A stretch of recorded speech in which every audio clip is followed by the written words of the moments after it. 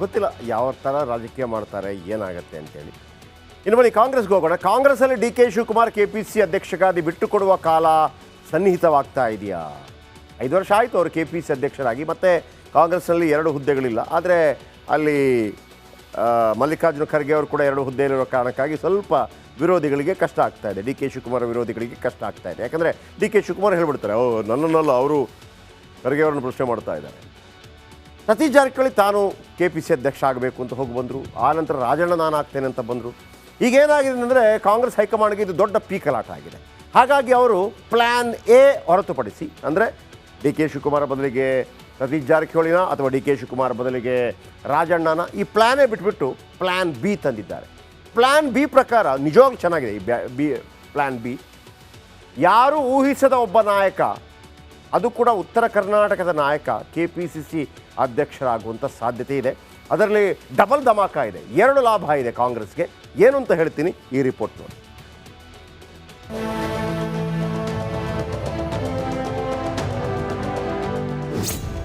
DKShi KPCC ಗದ್ದುಗೆ ಮೇಲೆ ಸಾಹುಕಾರ್ ಕಣ್ಣು. ಹಬ್ಬ ಮುಗಿಸಿ ಸಿಹಿ ಸುದ್ದಿ ಕೊಡ್ತಾರಂತೆ ಸತೀಶ್.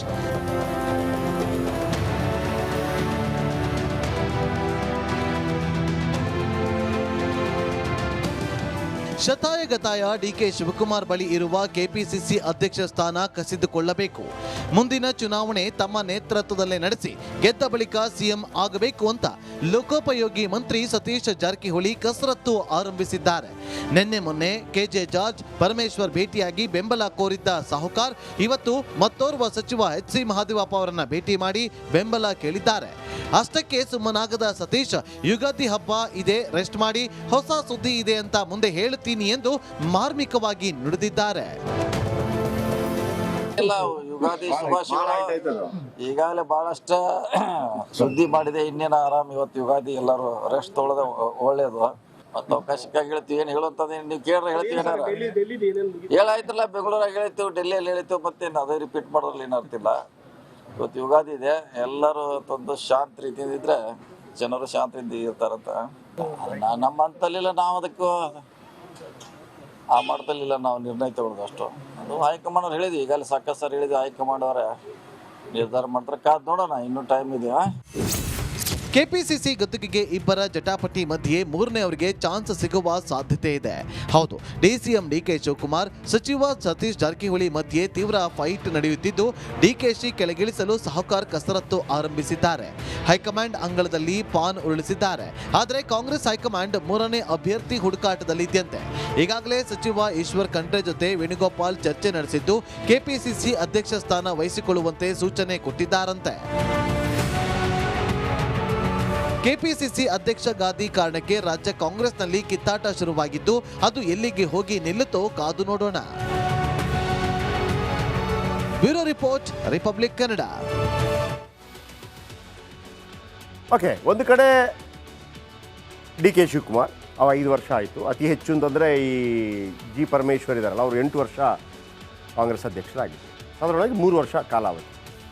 ಈಗ ಅಂದರೆ ಈಗ 2 ವರ್ಷ ಆಯ್ತಲ್ಲ, ಈಗ ಏನಾದರೂ ಅಧ್ಯಕ್ಷ ಆದರೆ ನಂತರ ಬರುವಂಥ ಚುನಾವಣೆ ಇದೆಯಲ್ಲ, ನೆಕ್ಸ್ಟ್ ಬರುವಂಥ ಚುನಾವಣೆ, ಆಗ ಅಧ್ಯಕ್ಷರಿಗೆ ಮಹತ್ವ ಇರುತ್ತೆ.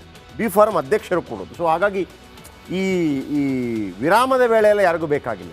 ಆ ಚುನಾವಣೆ ಬರುವಂಥ ಸಂದರ್ಭದಲ್ಲಿ, ಅಂದರೆ ಈಗ ಒಂದು 6 ತಿಂಗಳಲ್ಲಾದರೆ, ಅಂದರೆ ಅದರ ಅರ್ಥ ಬದಲಾವಣೆ, ಒಂದು 2.5 ವರ್ಷ ಆದ ನಂತರ ಬದಲಾವಣೆ ಅಂದರೆ ಮುಂದಿನ 2.5 ವರ್ಷಕ್ಕೆ ಯಾರು KPCC ಅಧ್ಯಕ್ಷ ಆಗ್ತಾರೆ ಅವರು ಮುಂದಿನ ಚುನಾವಣೆಗೂ ಆಗಿರ್ತಾರೆ. ಬಟ್ ಒಂದು ಹೇಳ್ತೀನಿ, ನನ್ನ ಒಂದು ಗಟ್ ಫೀಲಿಂಗ್ ಇದು, ಈಶ್ವರ್ ಖಂಡ್ರೆ ಅವರನ್ನು KPCC ಅಧ್ಯಕ್ಷ ಮಾಡುವಂಥ ಪ್ರಯತ್ನವನ್ನು ಕಾಂಗ್ರೆಸ್ ಮಾಡಿದರೆ one of the best decision ಆಗುತ್ತೆ ಅಂತ ಅಂದ್ಕೊಂಡಿದ್ದೀನಿ ರಾಜಕೀಯವಾಗಿ. ಬೆಸ್ಟ್ ಡಿಸಿಷನ್ ಯಾಕೆ ಅಂತ ಹೇಳ್ತಾ ಹೋಗ್ತೀನಿ. ಖಂಡ್ರೆ KPCC ಅಧ್ಯಕ್ಷರಾಗ್ತಾರ? ಖಂಡ್ರೆ ಅವರ ತಂದೆ ಕೂಡ ಭೀಮಣ್ಣ ಖಂಡ್ರೆ ಭಾಳ ದೊಡ್ಡ ಹೆಸರು. ಈಗ ಶ್ಯಾಮನೂರು ಶಿವಶಂಕರಪ್ಪ ಇದ್ದಾರಲ್ಲ, ಅವರ ಸ್ಥಾನದಲ್ಲಿ ಅವರಿದ್ದರು. ಅಖಿಲ ಭಾರತ ವೀರಶೈವ ಮಹಾಸಭಾ. Bhimanna Khandre big name. ಅದು ಕೂಡ ಉತ್ತರ ಕರ್ನಾಟಕದಲ್ಲಂತೂ ಬಿಡಿ. ಡಿ ಕೆ ಶಿವಕುಮಾರ್ ಮತ್ತು ಸತೀಶ್ ಜಾರಕಿಹೊಳಿ ಕಿತ್ತಾಟ ಆಗ್ತಾ ಇದೆ ಅಧ್ಯಕ್ಷ ಸ್ಥಾನಕ್ಕೆ. ಡಿ ಕೆ ಶಿವಕುಮಾರ್ ಯಾರು? ಒಕ್ಕಲಿಗ ಸಮುದಾಯದ ನಾಯಕರು. ಸತೀಶ್ ಜಾರಕಿಹೊಳಿ ಯಾರು? ST ಸಮುದಾಯದ ನಾಯಕರು. ST ಸಮುದಾಯ ಅಂದರೆ ಹೇಗೆ? ಒಂದು ರೀತಿಯಲ್ಲಿ ಅಹಿಂದ ನಾಯಕರು. ಹೆಂಗೆ ಹೇಳ್ತೀರಿ ಅಹಿಂದ ನಾಯಕರು ಅಂತೇಳಿ? ಮೊನ್ನೆ ಶಿಗ್ಗಾವಿಯಲ್ಲಿ ನಡೆದಂಥ ಚುನಾವಣೆಯಲ್ಲಿ, ಉಪಚುನಾವಣೆಯಲ್ಲಿ ಬಸವರಾಜ ಬೊಮ್ಮಾಯಿಯವರ ಮಗನನ್ನು ಸೋಲಿಸೋದಕ್ಕೆ ಇವರ ಮಾಸ್ಟರ್ ಸ್ಟ್ರೋಕ್ ಭಾಳ ಇತ್ತು ಅಂತ.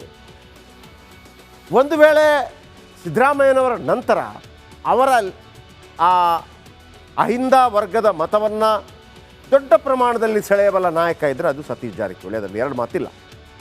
ಓಕೆ, ಆಮೇಲೆ ವೆರಿ ಕ್ಲೇವರ್. ನಾನು ಹೇಳಿದ್ನಲ್ಲ ನಿಮಗೆ, ಈಗ ಇವರು ಪಾಪ ಬಸನಗೌಡ ಪಾಟೀಲ್ ಎತ್ತಾಳು ಸುಮ್ಮನೆ ಬೈಯೋದು ಮಾಡ್ತಾ ಇದ್ದಾರೆ ಬಿಟ್ಟರೆ, ಕಂಪ್ಲೇಂಟ್ ಹೇಳಬಾರ್ದು ಅಂತಲ್ಲ, ಕಂಪ್ಲೇಂಟ್ ಹೇಳಬೇಕು, ಎಲ್ಲಿ ಹೇಳ್ಬೇಕು ಅಲ್ಲಿ ಹೇಳಬೇಕು. ಸತೀಶ್ ಜಾರಕಿಹೊಳಿ ಅವರು ಕೂಡ ಕಂಪ್ಲೇಂಟ್ ಮಾಡ್ತಾರೆ ಹೋಗ್ಬಿಟ್ಟು, ಬಟ್ ಎಲ್ಲಿ ಹೇಳ್ಬೇಕು ಅಲ್ಲಿ ಹೇಳ್ತಾರೆ. ಎಲ್ಲೂ ಅವರು ಈ ಟಂಗ್ ಸ್ಲಿಪ್ ಆಗೋದು ಇದೆಯಲ್ಲ, ಇಲ್ಲವೇ ಇಲ್ಲ ಅಂತ. ಮತ್ತೊಬ್ಬರನ್ನ ಬೈರಿ ಸಾಧ್ಯನೇ ಇಲ್ಲ, ಅವ್ರು ಬೈಯೋದೇ ಇಲ್ಲ. ಬಟ್ ಏನೆಲ್ಲ ಬಾಂಬ್ ಇಡಬೇಕೋ, ಎಲ್ಲಿ ಇಡಬೇಕು ಕರೆಕ್ಟಾಗಿ ಇಟ್ಟಿರ್ತಾರೆ. ಅದು ಸತೀಶ್ ಜಾರಕಿಹೊಳಿ ಅವರ ಸ್ಟೈಲ್. ಪಾಪ ಬಸನಗೌಡ ಪಾಟೀಲ್ ಎತ್ತಾಳರಿಗೆ ಅದು ಬರೋದೇ ಇಲ್ಲ. ಅವ್ರು ಏನಿದ್ರು ಕೂಡ ಏಕಮಾರ್ ದೋತ್ತು ಕೂಡ ಇರಲಿ ಬಿಡಿ. ಈಗ ಡಿ ಕೆ ಶಿವಕುಮಾರ್ ಮತ್ತು ಸತೀಶ್ ಜಾರಕಿಹೊಳಿ ಕಿತ್ತಾಟ. KPCC ಅಧ್ಯಕ್ಷ ಸ್ಥಾನ ನೀಡುವಂತೆ ಸಾವುಕಾರ ಪಟ್ಟು ಅವ್ರು ತೆಗೀರಿ ನಮ್ಮ ಕೊಡಿ ಅಂತೇಳಿ. ಹಾಗಂತ ಅವರು ಮುಖ್ಯಮಂತ್ರಿ ಆಗಬಾರ್ದು ಅಂತ ಹೇಳ್ತಾ ಇಲ್ಲ ಡಿ ಕೆ ಶಿವಕುಮಾರ್ ಅವರನ್ನು. ಅವ್ರಿಗೂ ಗೊತ್ತಿದೆ ಹಾಗೆ ಮಾಡಲಿಕ್ಕೆ ಆಗಲ್ಲ, ಅವರನ್ನು ಮಾಡಿದ್ರೆ ನಮಗೆ ಅರ್ಧಕ್ಕರ್ಧ ಸ್ಥಾನ ಕೊಡಿ ಅಂತ. ಅವರಲ್ಲಿ ಮುಖ್ಯಮಂತ್ರಿ ಆಗುವಾಗ ಇಲ್ಲಿ ಅಧ್ಯಕ್ಷ ಇದ್ದರೆ, ಅಧ್ಯಕ್ಷ ಇಸ್ ಪವರ್ಫುಲ್. ಗೊತ್ತಾ ನಿಮಗೆ? ನಿಮ್ಮ ಮಜಾ ಗೊತ್ತಾ? 2003-4 ಜನಾರ್ದನ ಪೂಜಾರಿ ಅವರು KPCC ಅಧ್ಯಕ್ಷ. ಅವರು ಮುಖ್ಯಮಂತ್ರಿನ ಕರೀತಾರೆ. ಯಾರು? ಅವ್ರು ಏನು MLA ಅಲ್ಲ, ಮತ್ತೊಂದು ಅಲ್ಲ, ಏನೂ ಆಗಿರಲಿಲ್ಲ. ಅವರು ಜಸ್ಟ್ ಅಧ್ಯಕ್ಷ. ಯಾರು? ಜನಾರ್ದನ ಪೂಜಾರಿ. SM ಕೃಷ್ಣ ಮುಖ್ಯಮಂತ್ರಿ ಅವ್ರನ್ನ ಕರೀತಾರೆ ಅವರು ಎಲ್ಲಿಗೆ? KPCC ಕಚೇರಿಗೆ. You believe it or not, ಒಂದು ಅರ್ಧ ಗಂಟೆ ಮುಖ್ಯಮಂತ್ರಿಗಳು ಹೊರಗೆ ಕೂತಿರ್ತಾರೆ.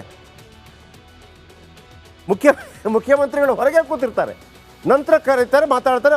ಆ ನಂತರ ಮಾಧ್ಯಮದವರು ಕೇಳ್ತಾರೆ, ಯಾರನ್ನ? ಜನಾರ್ದನ ಪೂಜಾರಿ ಅವ್ರನ್ನ. ಅಲ್ಲ ಸರ್, ಅವ್ರು ಮುಖ್ಯಮಂತ್ರಿ, ಮತ್ತೊಂದು ಮಗದೊಂದು ನೋಡಿ. ಅವರು ಸರ್ಕಾರದ ಆಗ ಈ ಜನಾರ್ದನ ಪೂಜಾರಿ ಅವ್ರದ್ದೊಂದು ಸ್ಟೈಲ್ ಇದೆ. ಅವರು ಸರ್ಕಾರದ ಮುಖ್ಯಮಂತ್ರಿ, ಸರ್ಕಾರಕ್ಕೆ ಅವರು ಮುಖ್ಯಮಂತ್ರಿ, ಕಾಂಗ್ರೆಸ್ ಪಾರ್ಟಿಗೆ ನಾನು ಅಧ್ಯಕ್ಷ, ಅವರು ಕಾಂಗ್ರೆಸ್ ಪಾರ್ಟಿಯ ಒಬ್ಬ ಶಾಸಕ ಅಷ್ಟೇ. ಅಂದರೆ ಆ ಪವರ್ ಇದೆ ಅಂತ ಹೇಳಿದ್ದು ನಾನು. ಮುಖ್ಯಮಂತ್ರಿಗಳನ್ನು ಕೂಡ ಕೂರಿಸ್ತಾರೆ ಅಂತ. ಸಂವಿಧಾನಬದ್ಧ ಅಧಿಕಾರ ಇರ್ಬೋದು, ಅದು ಬೇರೆ ವಿಚಾರ. ಪಕ್ಷ ಅಂತ ಬಂದಾಗ ಅವರು ಆದ್ರ ಅಂಡರಲ್ಲಿ ಬರ್ತಾರೆ. ಅದಕ್ಕೆ ನಾನು ಹೇಳಿದ್ದು. ಓಕೆ, ಆದರೆ ಸತೀಶ್ ಜಾರಕಿಹೊಳಿಗೆ ಅಧ್ಯಕ್ಷ ಗಾದಿ ನೀಡೋದಿಲ್ವ ಕಾಂಗ್ರೆಸ್? ಹಾಗಂತ ನನಗೇ ಬೇಕು ಅಂತ ಅವ್ರು ಪಟ್ಟು ಹಿಡಿದಿಲ್ಲ. ಯಾರು? ಸತೀಶ್ ಜಾರಕಿಹೊಳಿ. ಅದನ್ನೇ ಕ್ಲೆವರ್ನೆಸ್ ಅಂತ ಹೇಳೋದು. ಅವರಿಗೆ ಅಲ್ಲಿಂದ DK ಬೇಡ ಅಷ್ಟೇ. ಸತೀಶ್ KPCC ಅಧ್ಯಕ್ಷರಾದರೆ DKಶಿ ಕೇಳಬಹುದು, ಅದು ಹೈಕಮಾಂಡ್ಗೂ ಗೊತ್ತಿದೆ. ಹೈಕಮಾಂಡ್ ಯಾಕೆ ಹೇಳ್ತಾರೆ? ಇದೇ ಕಾರಣ. DKC KPCC ಅಧ್ಯಕ್ಷರಾಗಿ ಉಳಿದರೆ ಸತೀಶ್ ಬಿಡಲ್ಲ. ಆದರೆ ಹಂಗೆ ಆಗಲ್ಲ. ಆದ್ದರಿಂದ ಪ್ಲಾನ್ B ಸಿದ್ಧ ಮಾಡಿದೆ ಹೈಕಮಾಂಡ್. ಈಶ್ವರ್ ಖಂಡ್ರೆಗೆ ಪಟ್ಟ ಕಟ್ಟಲು ಮುಂದಾದ ಕಾಂಗ್ರೆಸ್. ಈಶ್ವರ್ ಖಂಡ್ರೆ ಅಧ್ಯಕ್ಷರಾದರೆ ಕಾಂಗ್ರೆಸ್ಗೆ ಬಹುದೊಡ್ಡ ಲಾಭ ಇರುತ್ತೆ, ಬಹುದೊಡ್ಡ ಲಾಭ, ಬರೆದಿಟ್ಕೊಳ್ಳಿ. ಆದರೆ ಅದನ್ನು ಉಳಿಸ್ಕೊಳ್ಳುವಂಥ ಜವಾಬ್ದಾರಿ ಈಶ್ವರ್ ಖಂಡ್ರೆಗಿದೆ. ಈಶ್ವರ ಖಂಡ್ರೆ ಕೂಡ ಅದಕ್ಕೆ ತಕ್ಕ ಹಾಗೆ ನಡ್ಕೋಬೇಕಾಗತ್ತೆ. ತಮ್ಮ ಕೆಲವು ಆ್ಯಟಿಟ್ಯೂಡ್ನಲ್ಲಿ ಬದಲಾವಣೆ ಮಾಡ್ಕೋಬೇಕಾಗತ್ತೆ. ಯಾಕೆ ಅಂತ ಹೇಳ್ತೀನಿ. BJPಯಲ್ಲಿ ಲಿಂಗಾಯತ ನಾಯಕರ ಮಧ್ಯೆ ಕಿತ್ತಾಟ. BJPಯಲ್ಲಿ ಲಿಂಗಾಯತ ನಾಯಕರಿಲ್ಲ. ಯಡಿಯೂರಪ್ಪನವರು ಹೋದ ನಂತರ ಅರ್ಧಕ್ಕರ್ಧ ಕಡಿಮೆ ಆಗಿದೆ ಅಲ್ಲಿ ಶಾಸಕರ ಸಂಖ್ಯೆ. ವಿತ್ ಪ್ರೂಫ್ ನಾನು ಹೇಳ್ತಿರೋದು. 15 ಇರೋದು, 38 ಇದ್ದವರು ಈಗ 15 ಇದ್ದಾರೆ. 2018ರಲ್ಲಿ 37 ಇದ್ದವರು ಯಡಿಯೂರಪ್ಪನವ್ರನ್ನ ಮುಖ್ಯಮಂತ್ರಿ ಪಟ್ಟದ ಕೆಳಗಿಳಿಸಿದಾಗ 15 ಆಯಿತು. ಕಾಂಗ್ರೆಸ್ಸಲ್ಲಿ ಎಷ್ಟಾಯಿತು? 15 ಮೊದಲಿದ್ರು, ಈಗ 37 ಆಗಿದೆ. ಈಗ ಅದನ್ನು ಉಳಿಸ್ಕೋಬೇಕು ಅಂತಂದರೆ ಒಂದು ಒಳ್ಳೆ ಮುಖ ಬೇಕು. ಆಮೇಲೆ ಈಶ್ವರ ಖಂಡ್ರದ ಬೆಸ್ಟ್ ಮುಖ. ಯಡಿಯೂರಪ್ಪ ವಿರುದ್ಧ ಸಿಡಿದೆದ್ದಿದ್ದಾರೆ ಯತ್ನಾಳ್, ಮತ್ತೊಂದು ಕಡೆ ಯತ್ನಾಳ್ ಇದ್ದಾರೆ, ಅವರು ಬಡ್ದಾಡ್ಕೋತಾ ಇದ್ದಾರೆ. ಒಂದು ಕಡೆ ಯಡಿಯೂರಪ್ಪನವರಿಲ್ಲದೆ ಅರ್ಧಕ್ಕರ್ಧ ಕಟ್ಟಾಗಿದೆ. ಆಯಿತು, ವಿಜಯೇಂದ್ರ ಇದ್ದಾರೆ. ವಿಜಯೇಂದ್ರ ಅವರನ್ನು ಶತಾಯಗತಾಯ ಕೆಣಕ್ತಾ ಇದ್ದಾರೆ ಯಾರು? ಬಸನಗೌಡ ಪಾಟೀಲ್ ಯತ್ನಾಳ್. ಹಾಗಂತ ಏಕಮೇವಾದ್ವಿತೀಯವಾಗಿ BJPಯಲ್ಲಿ ಇಡೀ ಲಿಂಗಾಯತ ಓಟ್ಗಳನ್ನು ತಗೊಂಬರ್ತೀನಿ ಅಂತ ಹೇಳುವಂಥ ನಾಯಕ ಇಲ್ಲ. ಸೋಮಣ್ಣನವರಿಗೆ ಪಟ್ಟ ಕೊಟ್ಟರು ಕೂಡ it will take time. Vijayendra ಅವರು ಕೂಡ ಏಕಾಏಕಿ ಅಪ್ಪ ಇರೋ ತನಕ ನಡೆಯುತ್ತೆ, ಆಮೇಲೆ ಗೊತ್ತಿಲ್ಲ ಏನಾಗುತ್ತೆ ಅಂತೇಳಿ. ಹಾಗಾಗಿ ಖಂಡ್ರೆ ಅಧ್ಯಕ್ಷರಾದರೆ ಲಿಂಗಾಯತರನ್ನು ಆರಾಮಾಗಿ ಸೆಳೆಯಬಹುದು. ಆ ತಾಕತ್ತು ಖಂಡಿತವಾಗ್ಲೂ ಈಶ್ವರ ಖಂಡ್ರೆಗಿದೆ. ಇನ್ನು ಖಂಡ್ರೆ ಅಧ್ಯಕ್ಷರಾದರೆ ಸತೀಶ್ ಜಾರಕಿಹೊಳಿದೇನು ಪ್ರಾಬ್ಲಮ್ ಇಲ್ಲ. ಅವರಿಗೆ DK ಆಗಬಾರ್ದು. ನಾನು ಅಧ್ಯಕ್ಷನಾಗಿದ್ದರೆ ಓಕೆ, DKಶಿ ಅಧ್ಯಕ್ಷನಾಗಿರಬಾರ್ದು ಅಂತೇಳಿ ಇಂಥದ್ದೊಂದು ಹೋರಾಟ ನಡೆಸ್ತಾ ಇದ್ದಾರೆ ಸತೀಶ್ ಜಾರಕಿಹೊಳಿ. DKಶಿಗೆ KPCC ಅಧ್ಯಕ್ಷಗಿರಿ ತಪ್ಪಿದರೆ ಸತೀಶ್ ಖುಷಿ ಆಗ್ತಾರೆ. ಒಂದು. ಎರಡನೇದಾಗಿ ನೆನಪಿಟ್ಕೊಳ್ಳಿ, ನಾಳೆ DK ಶಿವಕುಮಾರ್ ಮುಖ್ಯಮಂತ್ರಿ ಆದರೆ ಒಕ್ಕಲಿಗ ಮುಖ್ಯಮಂತ್ರಿ. ಅಧ್ಯಕ್ಷ ಯಾರು? ಲಿಂಗಾಯತ ಅಧ್ಯಕ್ಷ. ಆಮೇಲೆ ಹಾಗಿದ್ರೆ ಇವರಿಗೆಲ್ಲ ಪ್ರಮುಖ ಸ್ಥಾನಮಾನಗಳು ಡಿ ಸಿ ಎಮ್ ಇರ್ಬೋದು, ಗೊತ್ತಿಲ್ಲ. Satish Jarkiholi D C M ಆಗಲಿಕ್ಕಿಲ್ಲ ನನ್ನ ಪ್ರಕಾರ. ಬಟ್ ಅವರ ಬಣ ಡಿಮಾಂಡ್ ಮಾಡ್ಬೋದು, ನಮಗೆ ಇಷ್ಟು ಜನರಿಗೆ ಕೊಡಬೇಕು. ಯಾಕಂದರೆ ಸಿದ್ದರಾಮಯ್ಯನವರ ಪವರ್ ಕೂಡ ಇರುತ್ತೆ. ಇಲ್ಲ, ನಮಗೆ ನಮ್ಮ ಬಣದ 10 ಅಥವಾ 10 ಜನರಿಗೆ ಅಥವಾ 7 ಜನರಿಗೆ ಕೊಡಲೇಬೇಕು, ಬೇರೆ ಬೇರೆ ಸ್ಥಾನಮಾನಗಳು ಸಿಗ್ಬೋದು. ಒಳ್ಳೆ ಕಾಂಬಿನೇಷನ್ ಆಗತ್ತೆ. ಬಟ್ ಉಳಿಸ್ಕೊಳ್ಳೋ ಜವಾಬ್ದಾರಿ ನಾಯಕರಿಗಿದೆ. ನೋಡೋಣ.